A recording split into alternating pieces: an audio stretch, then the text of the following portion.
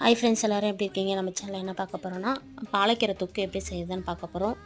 இந்த தொக்கு வந்துட்டு நம்ம சப்பாத்திக்கும் தொட்டுக்கலாம், சாப்பாட்டுக்கும் தொட்டு சாப்பிட்லாம். சாப்பாட்டுக்கு பிசைஞ்சு சாப்பிட நல்லாயிருக்கும். தோசைக்கு, இட்லிக்கு எல்லாத்துக்குமே செம்மையாக இருக்கும். எப்படி செய்யுதுன்னு பார்க்கலாம். நான் வந்துட்டு பெரிய வெங்காயம் 2 வெங்காயம் எடுத்திருக்கேன், 10 பல்லு பூண்டு, வெறும் மிளகாத்தூள் அரைச்சி எடுத்துக்கலாம். அரைச்சி எடுத்த உடனே ஒரு கடாயில் வந்துட்டு எண்ணெய் 2 ஸ்பூன் அளவுக்கு எண்ணெய் விட்டுட்டு, கடுகு 1 ஸ்பூனு, சீரகம் 1 ஸ்பூனு, கடலைப்பருப்பு உளுத்தம்பருப்பு சேர்ந்து 1 ஸ்பூனு. எப்பவுமே கடலைப்பருப்பு உளுத்தம்பருப்பு மிக்ஸ் பண்ணி தான் வச்சுக்கலாம். அது 2 சேர்ந்த மாதிரி 1 ஸ்பூன் போட்டு அரைச்சி பேஸ்ட் வந்து சேர்த்துக்கலாம்.